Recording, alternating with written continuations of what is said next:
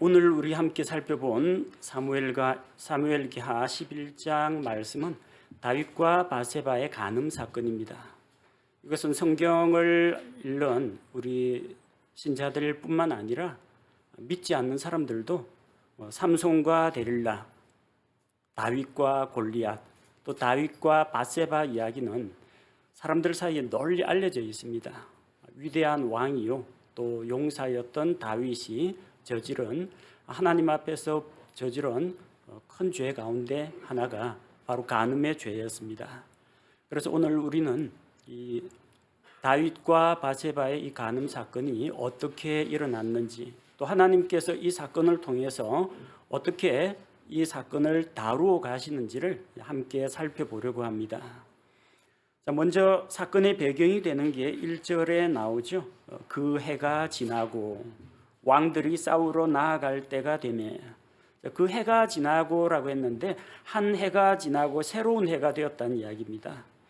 이스라엘의 종교력으로 따지면은 한 해의 시작은 아비벌, 6월절이 있는 아비벌입니다. 그걸 자기들은 정월로 삼습니다. 원래 농사 지을 때는 7월이 자기들의 새해가 되는 날인데 종교력으로 따지면은 이제 아비벌, 이것이 1월이 됩니다. 해가 지나는 거하고 왕들이 싸우러 나가는 거하고 무슨 관계가 있느냐? 겨울철에는 비가 많이 내리는 우기가 됩니다. 그래서 밖에 나가서 전쟁을 하기도 힘들고 밖에서 진지를 꾸리고 야영을 하기도 힘듭니다. 그래서 겨울철에는 한겨울에는 전쟁을 하지 않습니다. 날도 춥고 하기 때문에. 그럼 언제 전쟁을 하느냐? 정월, 아비벌, 지금으로 치면은 약 우리 계절로 하면 3, 4월 정도가 됩니다. 적어도 비가 좀 그치고 난 아비벌은 지나야만 전쟁을 할 수가 있습니다. 새해가 좀 지나서 이제 전쟁을 하게 됩니다. 자, 그런데 이 당시에 어떤 상황이었느냐면 다윗이 요압과 자기 신하들, 이스라엘의 군대를 요르단강 건너에 있는 암몬 자손들의 땅으로 보낸 상태입니다. 본문에 나오죠. 다윗이 요압과 자기 신하들과 온 이스라엘을 보냈는데 그들이 암몬 자손을 멸하고 랍바를 포위했습니다. 하지만 다윗은 예루살렘에 머물러 있었습니다. 왜 다윗이 요압과 군대를 보내어서 암몬을 치게 하였느냐? 우리가 앞 시간에 살펴본 것처럼 다윗은 호의를 베풀어서 새로 왕이 된 한운에게 축하 사절단을 보냈는데 그 땅의 통치자들이 왕을 부추겨 가지고 이 사람들은 첩자들입니다. 그 누명을 씌워 가지고 다윗의 신하들을 모욕을 했습니다. 의복을 도려내 가지고 볼기가 드러나게 하고 수염을 절반쯤 깎아서 인격적인 모독을 주었습니다. 그뿐만 아니라 자기들이 다윗에게 미움을 받게 되었다는 것을 알고 시리아 사람들을 고용해서 이스라엘과 전쟁을 했습니다. 그래서 이번 다윗이 군대를 파송한 것은 암몬에 대한 징계, 정벌 전쟁이었다는 겁니다. 자, 그래서 다윗의 군대가 암몬 자손을 이기고 그들은 성 안으로 숨었고 랍바성을 포위하고 있는 상태였습니다. 자, 랍바는 암몬 자손들의 수도입니다. 신명기 3장 11절에 보면은 바산 왕 옥이라는 거인이 나옵니다. 당시 많은 거인들이 있었는데 이제 마지막 남아있던 거인이 바산 왕 옥이었는데 그 바산 왕 옥이 살던 곳이 암몬 자손의 랍바입니다. 그리고 나중에 우리 다음에 사무엘기하 12장을 볼 텐데 12장 27절에 이 랍바를 가리켜서 물들의 도시라고 합니다. 물들의 도시. 수자원이 풍부하다는 이야기죠. 근처에 있는 야복강 강물을 끌어들여서 도시에서 물을 쓸 수 있도록 수원지를 조성해 놨습니다. 성 안으로 강물을 끌어들였기 때문에 이 포위를 당하더라도 농성전으로 버틸 수 있다는 이야기입니다. 그 전쟁이 좀 장기화되었어요. 이 랍바라는 암몬의 수도를 포위하고 지금 이스라엘이 선전하고 있는 중입니다. 라빠는 지금 요르단의 수도인 암만이 바로 그 라빠가 있는 그 위치입니다. 자, 이렇게 부하 장군들과 다윗의 군대는 지금 전쟁터에 나갔는데 다윗 본인은 예루살렘에 머물러 있었습니다. 다윗은 이번 전쟁에서 이길 것이 틀림없다고 생각했습니다. 왜냐하면 지난번에 암몬 자손과 시리아 연합군도 물리쳤어요. 근데 시리아 사람들이 이제는 다시는 암몬 자손을 돕지 않겠다, 그렇게 결심했습니다. 자기들이 패한 경험이 있기 때문에 이제는 시리아 암몬 연합군이 아니라 암몬 자손만 상대하면 됩니다. 능히 이길 수 있다고 자신을 했습니다. 그래서 다윗 자신은 전쟁터에 나가지 않았습니다. 부하 장수들에게 전쟁을 맡기고 자기는 왕궁에서 자기 집에서 편안하게 쉬고 있었다는 겁니다. 꼭 이걸 다윗이 잘못했다라고 지적하기는 좀 어렵습니다. 왜냐하면 왕이 매번 전쟁터에 나가야 하는 건 아닙니다. 왕은 누구를 장군으로 세울 것인지, 전쟁을 할 것인지 말 것인지 이런 중대한 결정을 내리는 사람이지 왕이 칼 들고 최전선에 나가서 싸우는 건 아닙니다. 그러다 왕 죽으면은 지휘체계가 다 붕괴가 되고 나라가 위험해지거든요. 그래서 필요한 일들은 신하들, 장군들 이런 사람들에게 맡기고 왕은 왕으로서의 할 일을 하면 됩니다. 그래서 전쟁에 불참했다라는 것이 반드시 다윗의 잘못이다라고 보기는 어렵습니다. 문제는 왕궁에 있으면서 이제 무엇을 했느냐, 우리가 거기에 초점을 맞춰야 됩니다.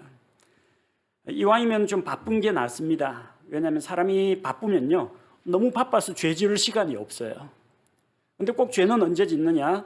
죄 지을 만한 마음의 여유가 있고 시간이 있고 돈이 있고 그럴 때 죄를 짓기가 쉽다는 겁니다. 바쁜 사람은 너무 바빠서 죄 지을 시간조차 없습니다. 좀 바빠야 되는데 다윗이 전쟁에 안 나가는 대신 왕궁에서 좀 한가하게 지냈다, 좀 게을렀다. 이것은 잘못입니다. 전쟁에 갔느냐 안 갔느냐보다도 왕궁에 남아서 무엇을 했느냐가 중요한 겁니다. 성경을 보면은 주로 이 바쁘게 적과 싸울 때보다는 좀 한가하게 있다가 죄 지은 사람이 많습니다. 노아는 노아의 방주를 만들 때, 방주를 예배할 때는 정말 바쁘게 일했습니다. 방주 안에 갇혀 있을 때 죄 지을 대상도 없고 시간도 없습니다. 그저 하나님께서 빨리 홍수 심판을 끝내주시기만을 기다릴 뿐이었죠. 홍수가 다 끝나고 거인 족속들 물에 다 빠져 죽고 난폭한 가인 족속들 다 죽고 지구상의 인류라는 것은 노아 가족만 남았습니다. 자기가 아담처럼 새로운 시대를 열어갈 사람입니다. 대적이 없어요. 그리고 이제는 온 땅이 자기 것입니다. 그런 와중에 노아는 포도원을 만들고 그리고 안락하게 지내다가 포도 가지고 술 담아 먹고 취해가지고 주태를 부린 것입니다. 하나님의 심판 앞에서 긴장하고 사람들에게 말씀 전하고 이럴 때 죄를 지은 것이 아니라 홍수 심판 다 끝나고 좀 이젠 좀 살만하고 여유가 생겼을 때 죄를 짓게 되었다는 겁니다. 삼손이 블레셋 사람들과 계속해서 이 전쟁을 하고 싸우러 나가고 할 때는 바짝 긴장했습니다. 삼손은 장군이 아닙니다. 혼자 나가서 싸웠어요. 삼손이 밑에 뭐 부하들 데리고 싸운 게 아니거든요. 언제 포위당해서 언제 공격당하고 해를 입을지 모릅니다. 그때는 정신 바짝 차렸습니다. 블레셋 사람들을 물리치고 이제는 블레셋 사람들이 삼손이라고 하면 두려워하고 그럴 때 마음이 해이해져 가지고 창녀의 집에 가고 승리의 기쁨에 도취되어 있고 게으름 피우다가 결국은 힘을 빼앗기고 블레셋 사람들의 포로가 되었던 것입니다. 조금 바쁜 게 힘들고 피곤하더라도 바쁘고 부지런하게 사는 삶이 오히려 우리에게는 더 활력과 기쁨을 준다는 겁니다. 전쟁터 안 가고 남아있던 다윗이 무엇을 했는지 2절에 나오죠. 저녁 때 다윗이 자기 침상에서 일어나 왕의 집 지붕 위에서 거닐다가 한 여인이 목욕하는 것을 지붕에서 보았는데 그 여인이 보기에 매우 아름다움으로, 저녁 때 다윗이 저녁 때에 침상에서 일어났다 이렇게 기록되는데 밤새 자고 또 낮에 또 잤느냐? 다윗이 잠이 많은 사람은 아니고요. 이스라엘은 낮에 대단히 덥습니다. 그래서 낮에는 햇빛이 쨍쨍 내릴 때는 일을 잘 못하고 대부분 낮잠을 잡니다. 그래서 다윗이 낮잠 잤다라고 해서 크게 그거 가지고 문제 삼을 것은 아닙니다. 문제는 보통 낮잠을 자면 한 오후 2, 3시는 깨야 되는데 저녁 때까지 잤다는 겁니다. 국정을 돌보느라 그런 바쁜 상황이 아니었다는 이야기죠. 시간적인 여유가 많았습니다. 늘어지게 자고 저녁 때 침상에서 일어났다는 이야기입니다. 자, 잠자기를 좋아하고 잠언에서 꼭 잠자기 좋아하는 사람은 게으름, 나태함 그런 거하고 연관이 되어 있습니다. 자, 저녁 때 일어났어요. 그래서 다윗은 일어나서 왕궁 지붕 위에 올라갔습니다. 지붕이라는 게 우리가 생각하는 이렇게 경사가 지어 있는 지붕이 아닙니다. 이스라엘의 지붕은 평평합니다. 평평하기 때문에 그 날이 서늘할 때는 지붕 위에 올라가서 산책도 하고 손님과 만나기도 합니다. 우리 지난번에 본 사무엘기상 9장에서 사무엘 대언자가 이른 아침에 사울을 지붕 위로 불러 올립니다. 그래서 그와 이야기를 나누죠. 하나님께서 너를 이제 왕으로 세우신다. 그 말씀을 나눕니다. 지붕 위는 사람들과 만나서 이야기 나누고 교제하는 그런 장소였습니다. 사도행전 10장에 보면은 베드로가 기도하러 지붕 위로 올라갔다고 했습니다. 그래서 지붕 위에서는 사람들이 주변에 다른 사람들이 없고 방해가 안 되니까 하나님께 기도하는 장소로도 사용된다는 겁니다. 지붕 위에 올라간 건 잘못이 아닙니다. 지붕 위에 올라가서 기도하는 사람도 있고 지붕 위에서 교제하는 사람도 있어요. 근데 뭐가 잘못됐느냐? 옆집을 훔쳐봤다는 이야기죠. 왕궁 건물은 다른 건물보다 조금 높이가 있습니다. 그리고 2층, 3층, 고층 건물이고 일반 평민들의 집들은 대부분 단층 건물입니다. 그래서 왕궁 지붕 위에 올라가면은 전망이 좋아요. 옆집이 다 보입니다. 주변 풍경이 보입니다. 다윗이 옆집을 훔쳐보기 위해서 지붕 위에 올라간 것은 아닌 것 같습니다. 지붕 위에 올라가서 이제 거닐다가 보니까 눈에 누가 들어온 거예요. 지붕 위에서 거닐다가 목욕하는 여인을 보게 된 겁니다. 목욕하는 여인 훔쳐보려고 한 게 아니에요. 옆집에 목욕하는지 안 하는지 올라가 보기 전에는 몰라요. 지붕 위에 올라가서 산책하며 거닐다가 목욕하는 여인을 보게 된 겁니다. 당시에는 지금과 같이 공중 목욕탕이 없었습니다. 공중 목욕탕 시설은 그리스 로마 문화의 잔재입니다. 유대 사람들은 자기 신체를 공중 목욕탕 같은 데서 다른 사람들한테 함부로 보여주거나 그러지 않습니다. 대부분 집에서 목욕을 해요. 근데 이 가정에 오늘날처럼 욕실, 화장실이 딸려 있는 그런 집들이 아니고요. 집안에는 목욕시설이 없습니다. 목욕시설은 어디에 있냐면 정원에 있어요. 사람들이 집을 지을 때 가난한 사람들은 그냥 방 한 칸짜리 집입니다. 그런데 이 밧세바의 남편 우리아는 다윗의 용사입니다. 거의 장군급이에요.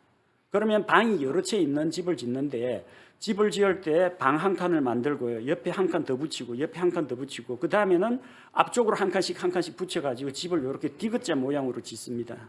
방이 여러 개일 경우. 그리고 한쪽 옆에다가 이제 문을 달아요. 그 다음에 문과 이거 디귿자로 되어 있는 그 공간 사이에 나무를 심습니다.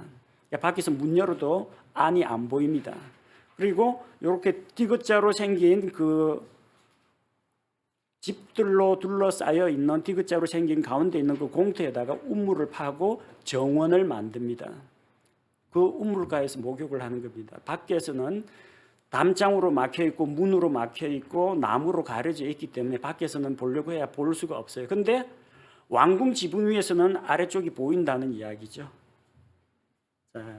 그래서 바세바 생각에는 설마 누가 지켜보랴 싶어가지고 자기 집 정원에서 우물가에서 목욕을 했는데 지붕 위를 거닐던 다윗이 그것을 보게 된 겁니다. 근데 보니까 그 여인이 보기에 매우 아름다움으로, 자, 시각적인 자극이 들어왔습니다. 대부분의 유혹은 우리 귀로도 들어오겠지만 눈으로 많이 들어옵니다. 사람의 눈을 통해서 들어옵니다. 눈에 보는 걸 보고 아름답다, 예쁘다, 저거 갖고 싶다, 다음에 저거 사 입어야 되겠다. 눈으로 들어오면서 거기에 따라서 우리 마음속에 생각이 일어납니다. 자, 아름다운 여인을 보았습니다. 그것도 목욕을 하고 있는. 자, 안목의 정욕에 의해서 뭐가 찾아오겠어요? 육신의 정욕이 찾아옵니다. 다윗이 마음속에서 이런 생각이 마음속에서 음욕이 싹트기 시작한 것은 눈으로 들어온 바로 그 장면 때문이었습니다. 최초의 범죄가 어떻게 일어났습니까? 창세기 3장 6절 말씀을 보니까 여자가 보니 그 나무가 먹기에 좋고 눈으로 보기에 아름다우며, 여자가 보니 선악을 알게 하는 나무 가까이 가서 그 나무를 보았고 그 보는 시각 정보가 들어오니까 거기에서 보기에도 좋고 먹음직스럽기도 하고 저걸 먹으면 정말 지혜롭게 될 것처럼 탐스럽기도 하고 그런 생각들이 일어난 겁니다. 다윗 역시 마찬가지입니다. 여인이 목욕하는 것을 훔쳐보았고 그녀가 아름답다라는 생각이 들었습니다. 자, 이런 유혹 앞에서 어떻게 할 거냐? 사람은 유혹에 맞서 싸워서 이길 수는 없습니다. 다윗이 그 자리에서 한만 여인을 뚫어지게 쳐다보면서 주여 시험에 들지 말게 하옵소서 이렇게 기도해도 소용없습니다. 그냥 고개 돌리는 게 제일 빠른 길입니다. 유혹 앞에서는 내가 이러면 안 되지 하면서 싸워야 하는 것이 아니라 유혹 앞에서는 도망치는 것이 제일이라는 겁니다. 도망침으로써 성공한 사람이 있죠. 요셉입니다. 요셉. 여인이 자기 붙잡으니까 여인의 손에다가 자기 옷을 버려두고 그냥 도망쳤습니다. 그게 살 길이라는 겁니다. 거기서 마님 이러지 마십시오 하고 실갱이 하다 보면 자기도 모르게 넘어간다는 겁니다. 다윗은 눈을 다른 곳으로 돌려야만 했습니다. 지붕에서 내려왔어야 했어요.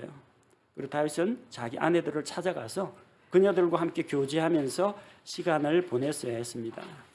자, 그러나 눈으로 들어온 이 시각 정보와 함께 다윗은 이 유혹을 뿌리치지를 못하고 이제 자기 마음속에 그 드는 생각들을 실천으로 옮기기 시작했습니다.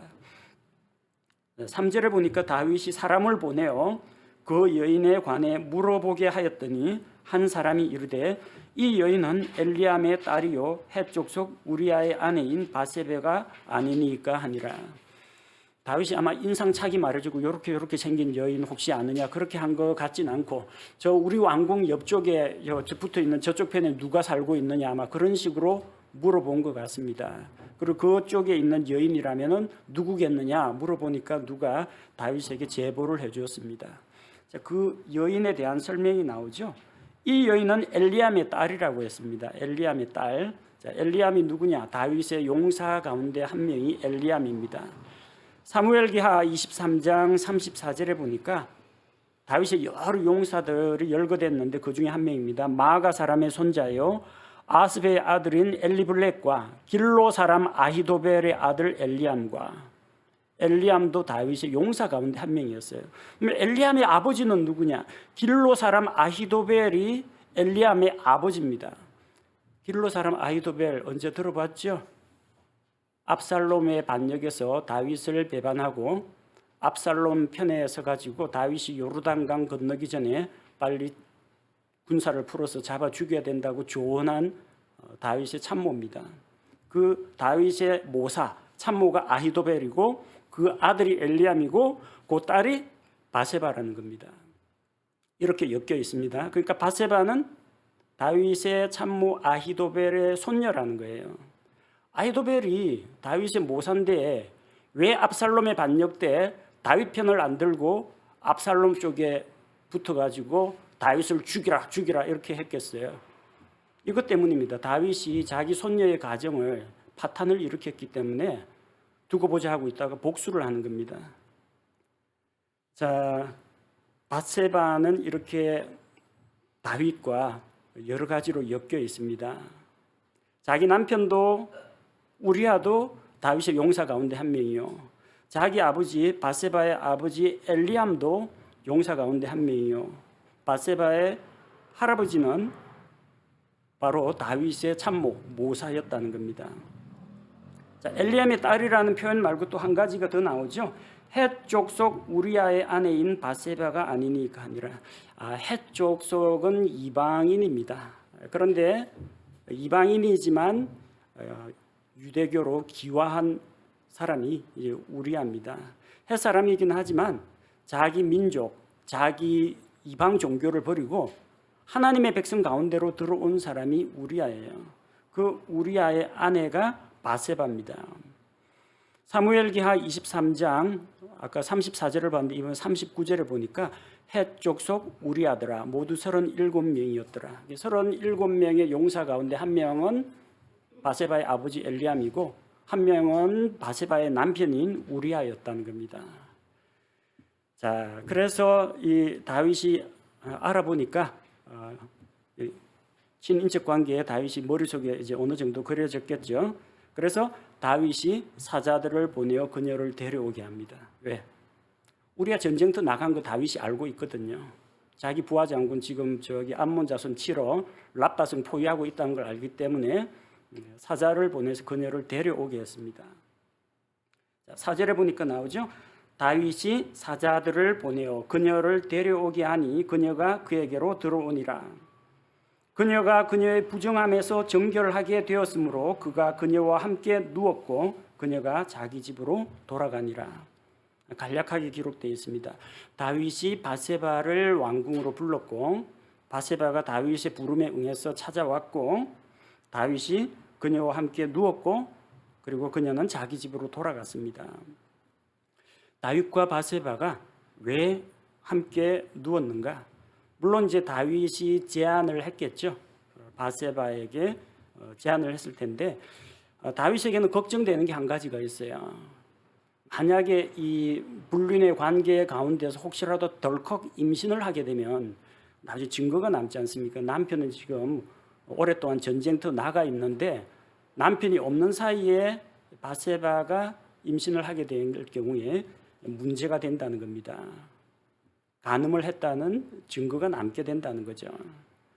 그런데 어떻게 해서 다윗과 바세바가 둘이서 간음을 하게 됐는지 그 이유가 나오죠. 그녀가 그녀의 부정함에서 정결하게 되었으므로 함께 누웠다고 했습니다. 정결하게 되었으므로. 그럼 만약 그녀가 그녀의 부정함에서 정결하게 되지 않았더라면 함께 누울 수가 없습니다. 두 가지 이유에서 누울 수가 없어요. 하나는 몸에서 피의 유출이 있는 여인과 함께 자리에 눕거나 관계를 갖는 것은 모세의 율법에 어긋나기 때문입니다. 두 번째는 혹시라도 모를 배란일, 가임기일 경우 잘못해서 임신되면 덜컥 임신되면은 큰일 나는 겁니다. 그래서 그런 경우라면은 함께 눕지를 못하는데 뭐라고 했어요? 그녀가 그녀의 부정함에서 정결하게 되었기 때문에 함께 누웠다고 했습니다. 이거는 뭘 이야기하느냐면 다윗과 바세바 사이에서 서로 정보 교류가 일어났다는 이야기예요. 바세바가 부정하면서 정결하게 되었는지 안 되었는지 다윗이 어떻게 알았을까요? 바세바가 말해줬으니까 알겠죠. 다윗 왕에게 나 이제 막 생리 끝났다, 월경 끝났다 이야기를 해줬으니까 알게 된 거죠. 다윗은 월경 중에 있는 여인과는 관계를 가지면은 이게 모세 율법에 어긋나니까 월경 끝난 여인과 관계를 가져야 되겠다 이런 생각을 한 게 아닙니다. 임신 가능성이 있느냐 없느냐 그걸 따져봤다는 이야기예요. 둘이서. 바세바가 왜 목욕을 했겠어요? 그동안은 몸의 부정함 때문에 하지를 못하다가 몸에서 피의 유출이 멎었기 때문에 물로 자기 몸을 씻고 정결하게 하기 위해서 자기 집 정원에서 목욕을 하고 있었다는 겁니다. 그리고 이 정보를 다윗에게도 자기 신체 상태를 다윗에게 이야기해 줬어요. 그러니까 다윗 생각에도 이제 피의 유출이 멎었고 생리가 끝났으니까 지금은 임신 가능성이 거의 없다라고 생각한 겁니다. 그래서 안심하고 다윗과 바세바는 서로 그녀의 신체 상태를 확인하고 안심하고 이렇게 간음의 죄를 둘이서 저지르게 되었다는 이야기입니다. 물론 하나님께서는 그들이 안심하고 있었지만 아이가 생기면서 5절에 나오죠. 내가 아이를 가졌나이다. 자기들은 딱 계산을 하고 피해가지고 안 들킬 줄로 알았는데 움직일 수 없는 증거가 나오게 됩니다. 밧세바는 다윗의 요구를 거절하지 않았습니다. 밧세바는 만약에 뿌리치고자 하면 얼마든지 뿌리칠 수가 있어요. 자기 남편이 장군인데 다윗에게 결코 다윗의 명령을 들어야 할 이유는 없습니다. 자기 할아버지가 다윗의 참모인데 할아버지한테 이럴 거야 이러면 그냥 끝나는 거 아니에요. 그러나 밧세바는 다윗의 요구를 순순히 받아들였어요. 아마도 밧세바가 평소에 다윗을 어떤 흠모하는 그런 마음이 있었을지도 모릅니다. 혹은 자기가 다윗 왕과 같은 어떤 위대한 사람의 눈에 들었다는 것을 자기의 어떤 자랑거리로 다윗도 나를 찍었다, 나를 좋아한다 이런 생각을 품었을지도 모릅니다. 만약에 하고자 한다면은 밧세바는 소리를 질러서 그 상황을 모면했어야 합니다. 신명기 22장 24절에 보니까 여인이 도시 안에 있는데 만약에 그런 추행을 당하는 그런 상황이 되면은 소리를 질러서 도움을 요청했어야 합니다. 근데 만약에 소리를 지르지 않았다는 것은 그 간음을 한 남자와 간음을 한 여자가 합의하에서 간음을 저질렀다는 증거이기 때문에 두 사람 모두 돌로 치도록 했습니다. 밧세바는 다윗에게 자기 신체 상태를 이야기 안 하고 바르게 이야기하지 않고 왕이시여 제가 율법에 따르면 부정한 여인이기 때문에 저를 가까이 하시면 안 됩니다. 아직 이게 피해 유출이 안 끝났습니다. 이렇게 이야기하면서 위기를 모면할 수도 있었습니다. 아니면은 다윗에게 걱정거리를 던져줘서 제가 지금 배란 일입니다. 위험한 날입니다. 하면서 거절할 수가 있었을 겁니다. 근데 그렇게 하지 않고 자기 신체 상태를 다윗에게 낱낱이 이야기해주고 다윗과 함께 누웠고 그리고는 아무 일 없다는 듯이 자기 집으로 돌아갔습니다. 자, 그런데 5절에 보니까 그 여인이 수태함에 사람을 보내어 다윗에게 고하여 이르되 내가 아이를 가졌나이다 하니라. 임신을 하게 되니까 밧세바도 이제 덜컥 겁이 난 겁니다. 전쟁터 나갔던 남편이 돌아오게 될 텐데 그러면은 남편이 자리를 비운 사이에 만약에 임신이 되었다면은 자기는 부정한 여인으로 찍혀가지고 아마 돌에 맞아 죽게 될 거라는 생각 때문에 다윗에게 알리고 상의를 하게 된 겁니다. 아마 4절과 5절 사이에는 아마 시간적인 여유가 시간적인 어떤 간격이 좀 있을 걸로 생각합니다. 왜냐하면은 그 당시 사람들은 임신 진단 테스트 뭐 이런 시약 같은 게 없었기 때문에 다음 달에 그 피해 유출이 있는지 없는지, 다음 달에 월경이 있는지 없는지를 가지고 임신인지 아닌지를 추정을 했기 때문입니다. 적어도 한 달 이상은 아마 시간이 흐르지 않았을까 생각합니다. 자, 그래서 이 숨길 수 없는 이 간음에 대해서 다윗도 고민하고 밧세바도 고민하게 되는 겁니다. 다윗과 밧세바의 이런 이 두 사람의 간음 사건은 결국은 하나님께서 나서 가지고 이 문제를 다스리시게 됩니다. 하나님께서 대언자를 보내서 회개를 촉구하시고 하나님께서 나서서 또 다윗이 저지른 그 죄에 대해서는 용서하지만 그 죄에 대한 결과 대가는 나중에 치르게 하십니다. 오늘 우리는 하나님의 사람 다윗 또 하나님과 함께함으로 형통했던 다윗의 그 삶 가운데에서 방심하고 있다가 나태하고 안일하게 지내고 있다가 하나님 앞에서 죄를 짓는 다윗의 모습을 보게 되었습니다. 누구도 예외는 아닙니다. 삼손이든 다윗이든 요셉이든 누구든 간에 이런 동일한 유혹과 동일한 죄에 빠질 수 있다는 것을 우리가 잊지 말고 기억하고 깨어 정신을 차리고 근신해야 합니다. 다윗은 전쟁터에 나가지 않고 집에서 낮잠을 자고 저녁에 늦게 일어났습니다. 물론 왕이 매 전쟁마다 쫓아다녀야 하는 건 아닙니다. 그러나 왕궁에 있는 시간을 어떻게 보냈느냐? 그는 나태하게 보냈습니다. 나태함, 안일함은 우리의 영적 긴장을 늦추게 합니다. 또 우리가 죄의 유혹에 쉽게 걸려 넘어지게 합니다. 게으름은 침체에 빠지게 합니다. 그러나 바쁜 생활과 힘든 일은 오히려 우리 삶에 활력을 심어준다는 걸 생각하고 좀 하나님 앞에서 부지런히 바쁘게 살아가는 그런 날들이 되었으면 합니다. 너무 그냥 일에 미쳐가지고 막 몸을 혹사하라는 이야기는 아니고요. 알맞게 바쁘고 부지런하게 살 때 우리가 죄의 유혹으로부터 피할 수가 있다는 겁니다. 두 번째, 우리가 기억해야 할 것은 성경은 죄와 싸우되 피 흘리기까지 싸우라고 합니다. 마귀를 대적하라, 마귀와 싸우라고 합니다. 그러나 유혹과는 싸우라고 하지 않습니다. 유혹을 받을 때에는 그 자리를 피하는 것이 가장 좋다는 겁니다.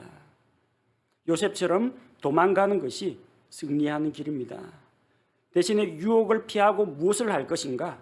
디모데후서 2장 22절 말씀처럼 디모데후서 2장 22절 또한 청년의 정욕을 피하고 오직 순수한 마음으로 주를 부르는 자들과 함께 의와 믿음과 사랑과 화평을 따르라고 했습니다.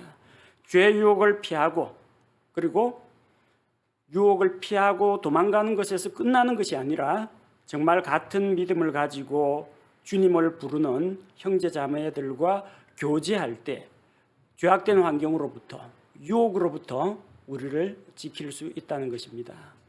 다윗에게 일어났던 이 사건을 우리가 오늘 한번 되짚어보면서 우리도 시험에 빠질까 두려워하고 우리가 어떻게 하면 유혹으로부터 승리할 수 있는지 이 말씀을 통해서 교훈을 받게 되기를 바랍니다. 함께 기도하겠습니다. 아버지 하나님, 오늘 다윗과 밧세바의 간음 사건을 살펴보면서 나태하고 안일한 삶이 마냥 좋은 것이 아니라 우리의 긴장을 늦추고 또 우리로 하여금 정신무장을 해이하게 만들고 유혹에 빠질 그런 환경을 조성한다는 것을 살펴보았습니다. 바쁘게 살아가는 것이 하나님 앞에서 복된 일임을 깨닫게 하옵소서. 우리에게 일거리를 주시고 일할 수 있는 환경을 주시고 또 섬기고 봉사할 수 있는 길을 주신 것이 그런 일을 함으로써 얻는 것뿐만 아니라 우리 마음을 지키는 데도 도움이 된다는 것을 기억하게 하옵소서. 다윗과 밧세바는 둘이서 서로 모의하여 치밀하게 계산을 해서 흔적이 안 남을 거라고 생각을 하고 함께 누웠지만 그 결과는 다윗에게도 큰 고민을 안겨주었고 밧세바에게도 남편에 대한 두려움과 또 걱정거리를 안게 되었습니다. 언제 어디서 닥칠지 모르는 이런 죄의 유혹 앞에서 우리 자신이 얼마나 미약한 존재인지 깨닫게 하시고 다윗과 같이 되지 않도록 우리도 깨어 근신하여 정신을 차리게 하시고 하나님의 말씀을 우리 마음 가운데 품게 하시고 죄악된 환경, 유혹을 주는 환경을 피하고 거룩한 마음으로 같이 주님을 따르는 형제 자매들과의 교제 가운데 우리 자신을 드리게 하옵소서. 죄로부터 승리하고 또 유혹으로부터 승리하는 그리스도인이 되도록 우리를 무장시켜 주옵소서. 예수님의 이름으로 기도합니다. 아멘.